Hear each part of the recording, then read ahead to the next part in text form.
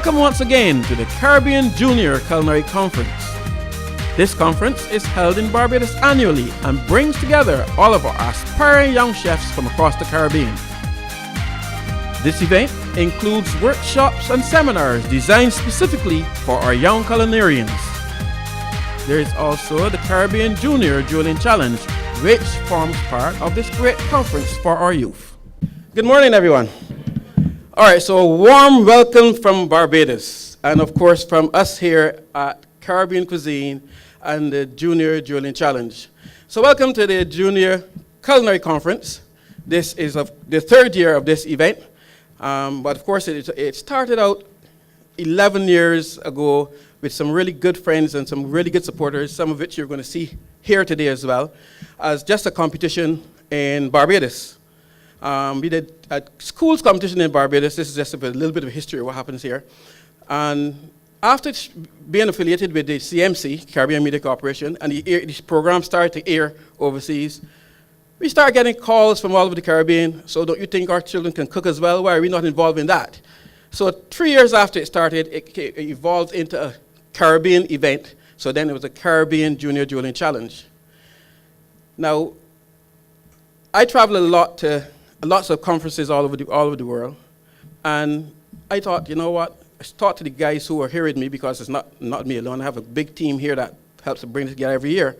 And we decided, you know what? We have to turn this now. We have to evolve some more and move it from just a competition into a conference. And 3 years ago, that's what happened. We had our first Junior Culinary Conference. This is the only conference of its kind anywhere in the Caribbean. This is a conference where you hear about conferences all the time. There's always some sort of conference going on about everything in the world. But there's never a conference that would be aimed at you, young culinarians. This is it. The only one in the Caribbean, designed for you, young people who want to be in the culinary industry. So what we did is using my travel, all my friends from overseas and all of the big chefs, we call them big chefs all over the place. We bring them into Barbados just to do demonstrations and workshops so that you can benefit. So here it is now, all of our Caribbean people can assemble here in Barbados and get the benefit of all of our guests that come in to do workshops and demonstrations. We also have as our major sponsor the Barbados Public Workers Cooperative Credit Union.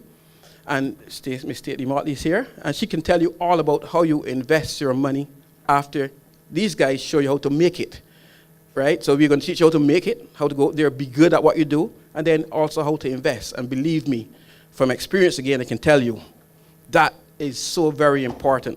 And it is something that we tend not to pay a lot of attention to. We always see people like accountants and banks and things like that as a evil in the industry. I saw them as that as well too, right? But I get to learn after that is a necessary evil, because my first period going around the business, I lost everything. And it's because, yes, I learned to cook well, I had all this food going great, the restaurant was perfect, but I didn't know to take care of the money that was being made. And I ended up flat on the ground because of that. So it is so important to hear from people like Ms. Motley and the credit union, how to invest and how to take care of what you make after you make it. So I think that is also very, very important. What we started with here earlier is a little recap of what happened last year. And we've been showing this over and over so that you understand what it is here. This is going to be a lot of fun. It's supposed to be a lot of fun. It's supposed to be a lot of learning, but it's learning in a fun situation, and you are involved in everything. I also want you to bear in mind that this is a television show that goes all over the Caribbean and into North America and certain parts of Canada. So it's all going to be recorded for television. And so it is theater too at the end of the day. So you're learning another part, not only cooking and marketing and how to control your money, but you're learning all about cinema and TV.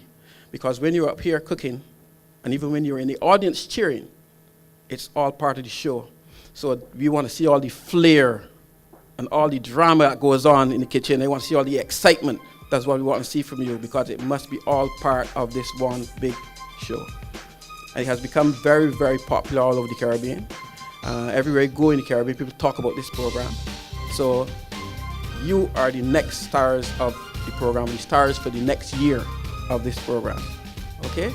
So again, lots of really good prizes are at stake here. And most of all, those bargaining rights that go with being the champion of the Caribbean.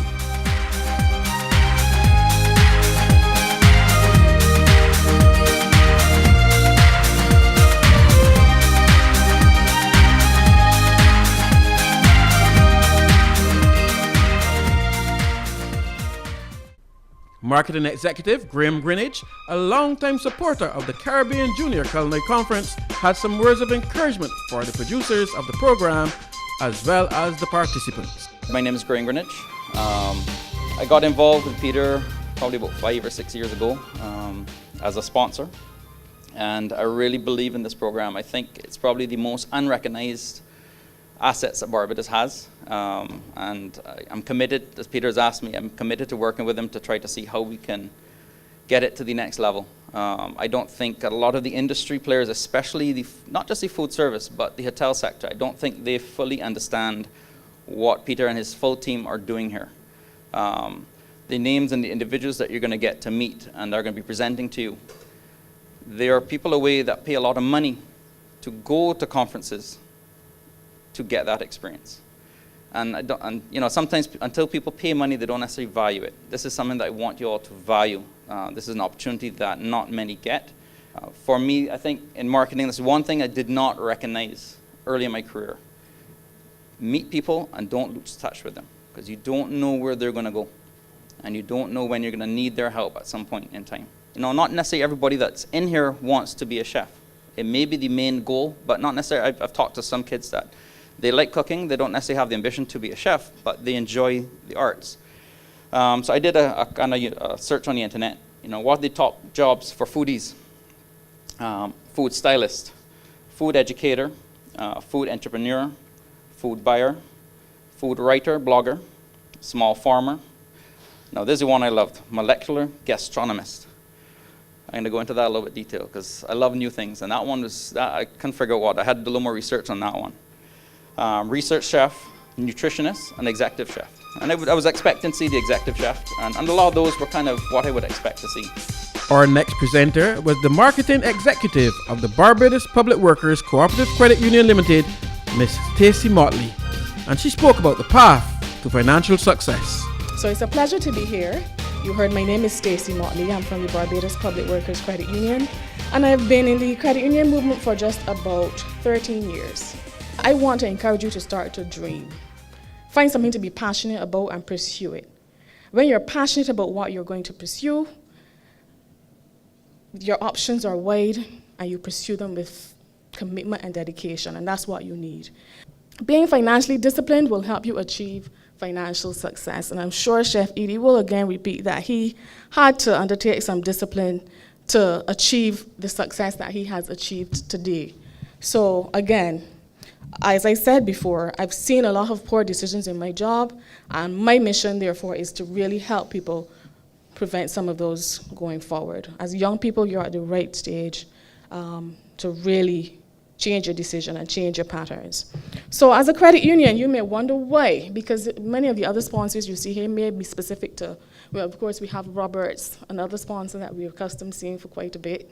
And they're very focused. There's a clear correlation between what Roberts does and what Chef Edie is doing here. So what is it with the credit union? Like I said, it's an investment for us. We see that our success is each individual member's success. And that's why we have decided and continue to partner with Chef Edie on this project. Our next presentation was our feature address by Mrs. Michelle Smith-Mears, and she spoke on youth, culinary arts, and tourism. She is also the person who is responsible for the Barbados team going to the conference in Taste of the Caribbean, whether it's in Miami, Jamaica, or Puerto Rico. She was behind it every time. So why it is important for her to be here is because I'm sure, well, you're going to be in competition now. So competition, I'm sure, will become your lives. Some of you, competition will become your lives. The knowledge that she has gained and the experience that she has gained in doing this, it might even be more than the knowledge and information that I have because of the years and the position she has been taking in this for the longest time. She also deals with all of the hotels on the island. So this is a good link here. Not only is she dealing with the food and chefs and doing all the training and getting them ready for competition, and again, finding the finance to get them to competition, which is not an easy task to take that full team to any competition, but she also deals with the hotels as well. So that is where I'm sure a lot of you will end up. So I don't think there's a better person to speak to you today. And exactly what she's speaking on, you never know. When she comes up here, believe me, whatever she says, though, is going to be very important for you. So let's welcome Mrs. Michelle Smith-Mears to the stage.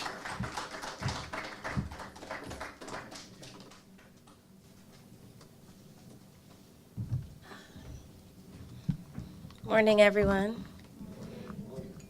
Everybody looks so sullen and bored. Are you bored? No?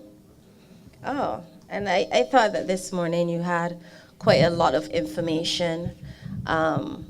Perhaps one of the most pertinent being what you just heard from Stacey Motley and that whole idea of managing your money and delaying gratification. And it reminded me of my daughter. I wanted to tell you a little bit more. It's not on my script at all. But my 5-year-old, when we were planning to go to Disney, she decided she was going to start a lemonade stand. She saw it on television. And I had no intention of sitting with her by the side of the road with no lemonade stand. So we decided that she was going to pair with her cousin, who at that time was 7. And they would sell lemonade in my sister's salon to raise money, their money, to take to Disney. And they decided that was fine. They wanted to have a glass of lemonade for $1 and free popcorn. Well, obviously, I had to make everything because they weren't making anything. But at the end of the summer, when we were ready to go to Disney, they each had $75. And they raised that through selling lemonade and giving away free popcorn to all of my sister's clients. And I'm sure that sometimes people give them $5 or whatever, because they can't see in that short space of time at selling $1 for lemonade that they made all that money. But nevertheless, they had their own money. And I remember as we went along in Disney, she would spend her own money. She would never say, "Mommy, can you buy this?" She would ask me for her purse. We were at SeaWorld. And she said, she saw this dolphin. It was like almost the end of it. She didn't have a whole lot of money left. And she said, "Mommy, I really need this dolphin. Listen, he wants to come home with me." And she squeezed it, and the dolphin did get these dolphin noises. So I said, "Well, how much is it?" She said, $19.99. So I looked in her purse. I said, "Well, you have $25 left. So what are you going to do?" She said, "So $19.99 is," I said, "Well, that's $20. You will have $5 left." And she looked at it and she said, "I'm not spending my $20 on no dolphin." And she dropped it and she left. And she was 5 years old at that time. And that's money management. And I made sure that she knows how to manage her money. We're getting ready to go away. She will have her own money and she will manage it. And in life, that I find that as an individual or business owner, that is really what success is all about, being able to manage money, not only for you to manage money to buy other things, but really to manage money to be able to meet the commitments that you have as well. And not to live beyond your means, but try to enjoy some of that money that you're working so hard for every now and then. And that might mean not buying everything that you see, or a new outfit for every event you go to, or a new pair of shoes. You know, sometimes you need to just put some polish on those shoes and go. But that is what life is all about, being able to enjoy the fruits of your labor, but doing so responsibly. I want to thank Peter for giving me the opportunity of addressing you this morning. I have been ill for a while, but you don't say no to Peter Eady when he calls. I don't say no to Peter Eady. So this is my first week back out, and I have to make time for him. I have known Peter Eady for over 12 years now. And I'll tell you why a little bit later on. But over the years, the thing that I like most about him, generally over the years, he's been one of the most giving, straightforward, tenacious, and ambitious people I have ever had the pleasure of knowing. One of my favorite things about Peter, and there are many, is that you usually know where he's coming from. He doesn't normally have any hidden agendas. What you see is what you get. Another is how big his heart is, how much he cares about helping other people to succeed, and how hard he works at that, and how committed he is to any cause that he gets involved in.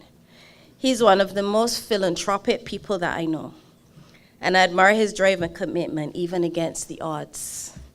Something that I've heard him say very often up to last week when he called me at home, and he was talking about this. He said, "You know what? I will get it done." And he does. Time and time again, he gets it done. And we're all here because he got it done yet again.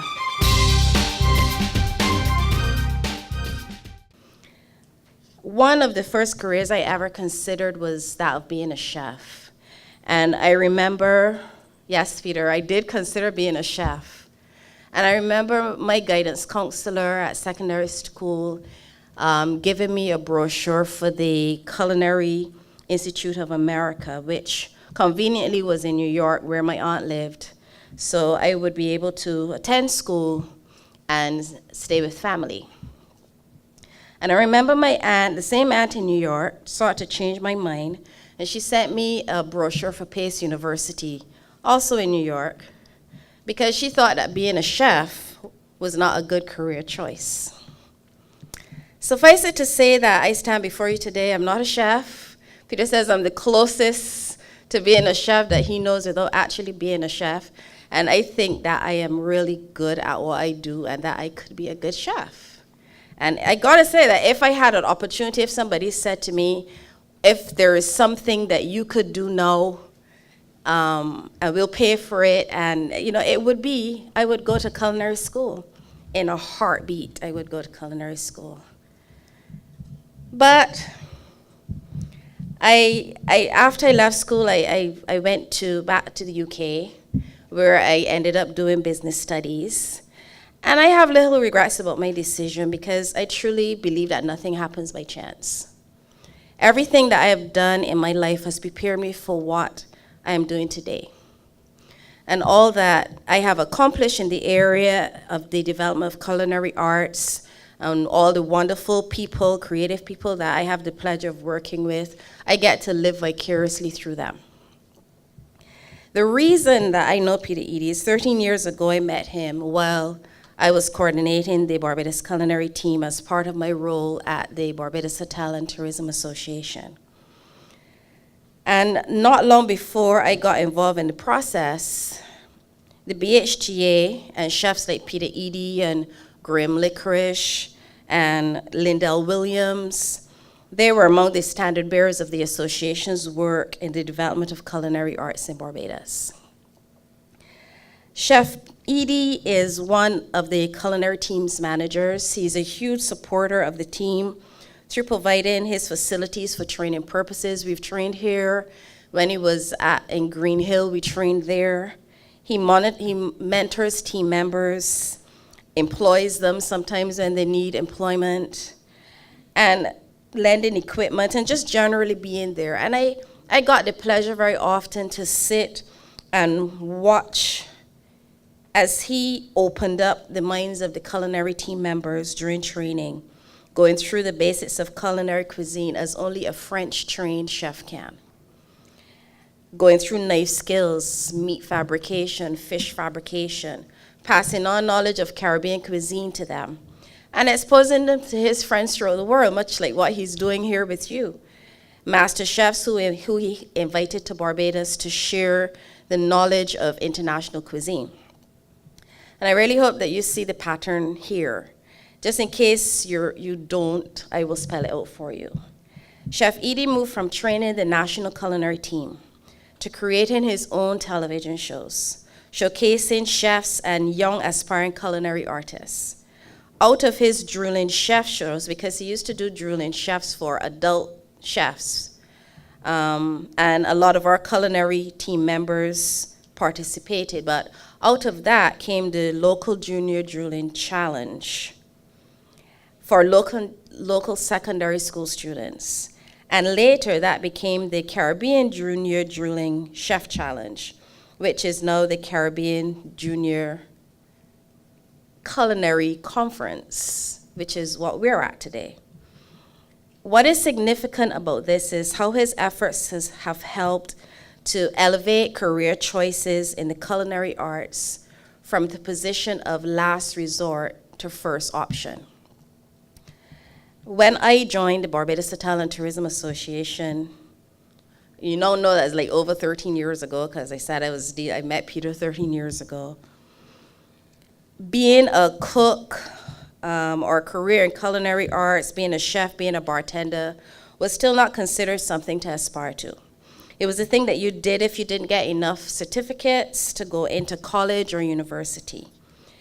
In the Caribbean, we seem to miss the fact that internationally there were chefs and bartenders that saw what they were doing as a career, a professional career, a course of study that they pursued before and actually while they were working in the industry. Many of these career chefs then came to the Caribbean as expat chefs, running our restaurant kitchens, and sometimes insisting that we abandon our ingrained cultural heritage and produce cuisine that was internationally accepted. After all, visitors don't want local food, right? They want what they eat every day at home when they come to the Caribbean. That was the sentiment. So while we were revering all these expat chefs who were controlling the food experience of our visitors to our island, our local culinary talent was working their way up through the ranks in the kitchen and at the bar. But unfortunately, very few of them were able to break that glass ceiling that separated them and expat professionals, people who saw this as a professional career and would go and study for it and position themselves through a career path that gives them the right to be the executive chef or the head chef in our kitchens. But even those of our local chefs who understood the need to leave our shores and pursue classic culinary training in hopes that when they returned, they would be seen as equal, returned and met the same apathy from prospective employers.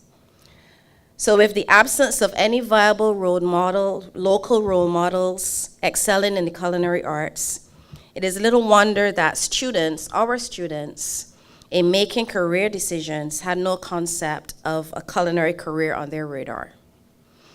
And if by chance they did, because they love cooking, their parents would generally squash that idea and try to steer them away in another direction, which meant studying law, business, or medicine. So students who went to culinary schools or went into culinary arts were normally the students that weren't smart enough. And I say smart enough, or did not get any certificates. So they got a job in the kitchen or they got a job in a bar, and they worked their way up to the point where the glass ceiling was still stopping them. And to a certain extent, this still exists. And if you doubt me, ask yourself why the University of West Indies, and I might get into trouble for this, but we have to say it. But ask yourself why the University of the West Indies still does not have a school of culinary arts.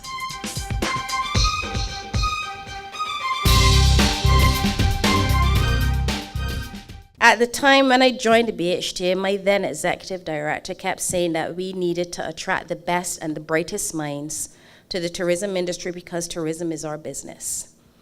For me, I wanted to take that a step further. I figured we already had amazing talent in the industry, but we needed to build it up. We needed to ensure that when visitors come to our shores, they're able to taste our culture through our cuisine. And I noted with interest that that is a tagline for this conference. And for me, that meant developing our existing talent and working to change the perception of the industry to attract new talent so that we could achieve sustainability. So we decided to use the Culinary Team program to do that. And I had wonderful people like Peter to work with. This year, I accompanied my 12th team into competition in Miami. During that time, I have also seen a reduction locally of expat chefs in Barbados, and a significant increase in the rise of local chefs to the position of expat chef, to the position of executive chef, head chef, executive sous, head pastry chef. And it gives me considerable joy. I remember one year I was sitting, we call our carnival Kadooment. And I was sitting in the stadium. The guys had just come back from Puerto Rico, and we had won Team of the Year and Chef of the Year, and we were like winning everything. And I'm sitting there, and I saw this Kadooment band getting ready to come across the stage, and I saw flowing white fabric, and they had accents of gold in it, and I wasn't paying attention. Then as they came across the stage and the announcer announced that this section of the band was acknowledging or celebrating their golden chefs. And they called each of those team members' names out. They didn't call my name, nobody knows me. But they called their names out, and I got teary because, you know, you put so much work into these people, and they achieve so much. And not only did they achieve so much, but they were recognized locally by people that never recognized them before. And I watched as the newspapers splashed headlines of Barbados Culinary Team winning gold medals. Time and time again, when we go away, the media is there. When we come back, the media is there. This year, the media went with us. And what we were able to do, and you know, I credit people like Peter and Max Benz. I don't know where Max went, Graham Licorice, because with us and all of the employers that allowed us to mold their people, we succeeded in breaking that glass ceiling. You know, we succeeded in making sure that people started now to respect culinary arts as a profession. And I really want to acknowledge Peter of that, and I want you to, I'm saying this is like a eulogy for Peter, but I want you to understand why you're here today and all the work that went through to get you here and to get this to happen, and the work that Peter continues to do to make it happen, and I want you to appreciate that. Today we get to watch some of the best and brightest young people from across the Caribbean compete and attend this conference. That's you. This event continues to grow, and I know that there's some regional teams that would have liked to be here today, but couldn't afford the expense of getting here. And I want to mention this because this conference has the potential to grow. Mr. Greenidge said this earlier. This, and Peter said it, this is the only culinary youth conference in the Caribbean. And so it has the potential to grow, but it needs the support. And it has the potential to grow into being one of the most significant teams for achieving growth and sustainability for our local tourism industry. So I feel it should receive support and attention, not only from sponsors, and sponsors are very important because sponsors pay the bills, but also from decision makers in the industry. Culinary tourism continues to be the fastest growing niche internationally, with more people traveling for food and beverage experiences than ever before. And the whole last part of my speech is gone, but I'll ad-lib. But culinary tourism continues to be the thing that people travel for. We have visitors that come to Barbados, and when you do the exit survey, you ask them what is the thing they spent most money on, and it's always food. Because you could come here and you could sleep anywhere, but you got to eat. You don't even have to sleep. There's some people come for crop over and just like go through the whole weekend, get on the plane and go back. But you have to eat and you have to drink. And therefore, it's important that we put all of our energy into the people that are driving that initiative. I have Remy from Ratatouille. Have any of you watched this? I love that movie, and I make it required watching for my culinary team. And if I do any culinary training with anybody, I do this.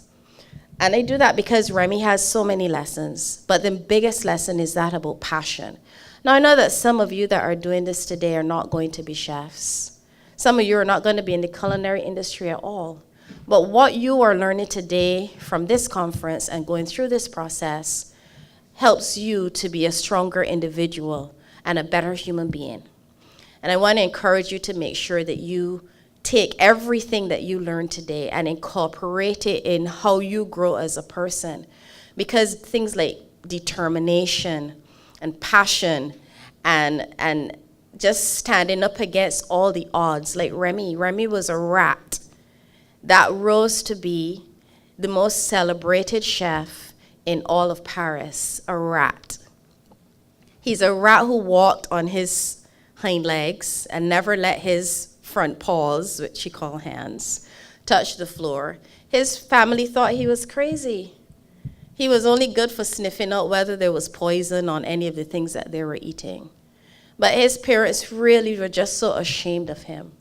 But Remy was passionate. When Remy saw ingredients, he could actually see the end product. And the thing that makes culinary team members successful, or the thing that makes you successful in whatever career you choose, is two things. One, liking what you're doing and being passionate about it. Because in life, there's so many people and other things that distract you from what your goals and objectives are. And if you are not passionate about anything or about what it is that you're doing, it is really hard to succeed because it doesn't become a labor of love. It really is just a job. And you don't want to spend all of your day. Just imagine you spend 8 or more hours, 8 to 12 hours a day at a job, 8 to 12 hours of your life for at least 30 to 40 years doing something that you hate doing. Who wants to do that?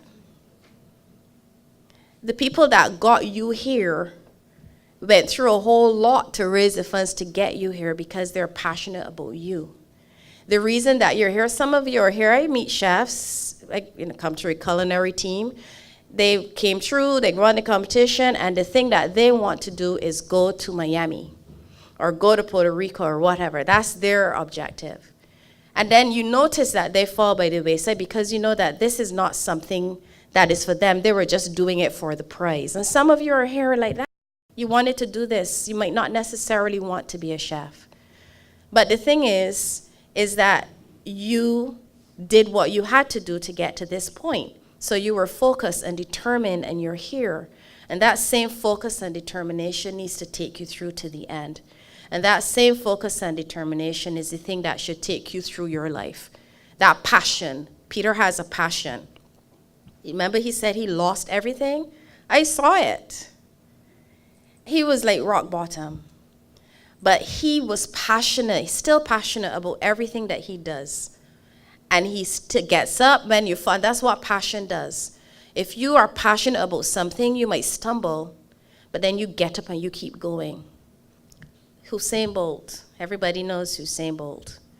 He met a lot of opposition in his way. There are people that thought he couldn't do it. There are people that did not want to support him. He recently said that the people that did not support you when you were on your rise now want to tell people how they met you when. And he's true. But it doesn't matter because all of that is part of who builds you and makes you who you are. And none of what I'm saying is what I wanted to say to you. But it's what I'm saying to you now. I remember doing one year when the culinary team was training at a hotel named Savannah, there was a young porter who had just joined. And I used to see him, in the corner, like around the corner looking. And I called him. I said, come. He said, no, okay. I said, no, you come. Anytime you want to, you could just come and train and look at what the team is doing. And I knew that he showed an interest. And when we were finished training there, I said to him, one of these days I want to see you on this team. And he laughed. Well, he was passionate about it. And he got one of our culinary team members to mentor him and train him. And 2 to 3 years later, he entered the local culinary competition. And in our local culinary competition, you have people that are there for the first time, but you also have team members who have to fight their way back on the team. So this young person who was a porter and was now a commis chef at the time, a commis one, at the time that he was coming in to competition, he was competing against people that have been on the culinary team for years. And he won that competition, and by lots of points. And he joined the culinary team. And he was so grateful and happy for the opportunity that afforded him. And he worked hard and did his best. Today, he is one of the fastest rising chefs that I know. Today, he heads the kitchen in one of our fine dining restaurants. And this is in less than a 6-year span. He has risen through the ranks so quickly. And he's still a member of the culinary team, and a very decorated member of the culinary team in terms of the medals that he has won. He's a culinary ambassador for Barbados. He has done promotion. He's worked with our tourism promotion company, Barbados Tourism Marketing Inc., in promotions overseas at food festivals, etc. He recently developed a line of spices, which he sells. And also recently, he started a catering company. And this was a porter in a restaurant kitchen. But he had a dream and he had a goal, and he is so passionate about food. And I think that if I can leave you with anything today, is passion. In what we do with the culinary team, sometimes you meet opposition.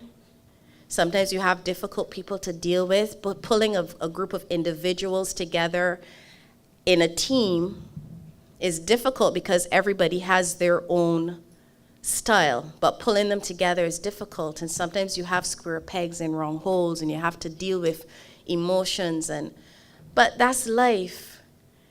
And you cannot get frustrated because you have to be like, there's a reason that a horse rides with blinkers, because he can't see left or right. He's just seeing in front of him.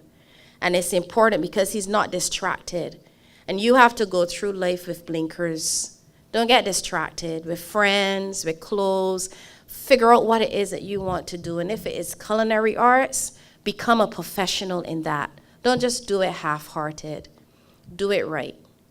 Get qualifications, get certifications, and work your way up. If you need to go overseas to do that, do that. If you need to get the student loan to make sure that you have the edge, because there are tons of people in this field, you do that.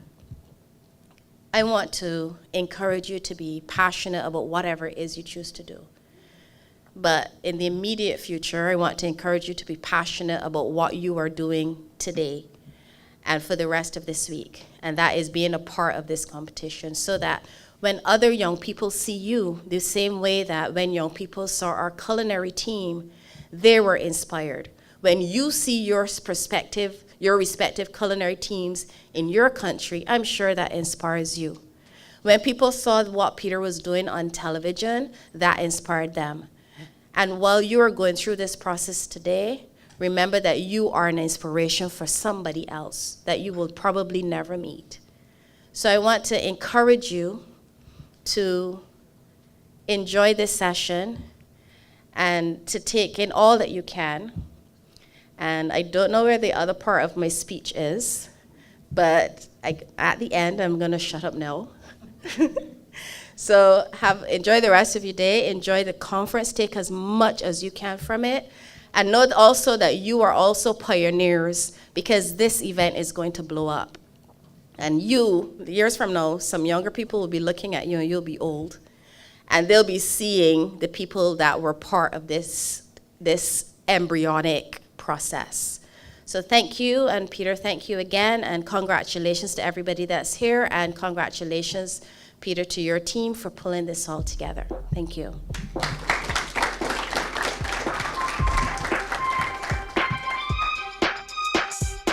Following our presentation, our teams received their competition kits from chefs Manfred Schmidtke, Anton Doos, and Jeff Rhodes.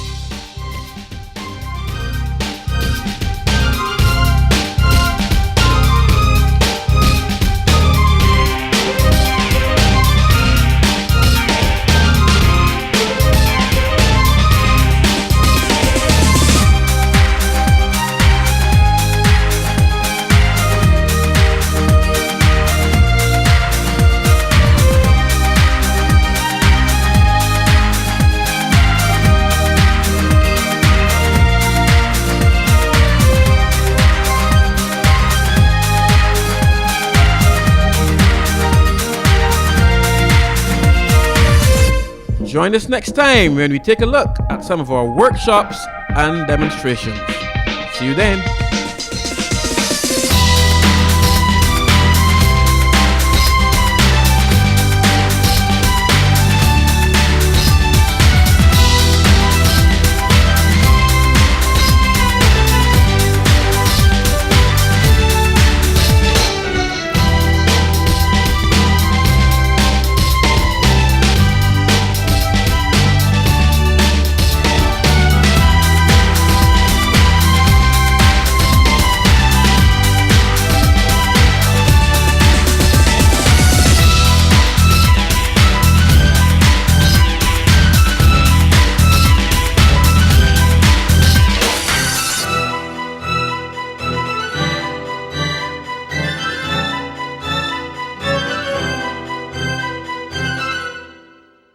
DC Media, the place for your culinary satisfaction.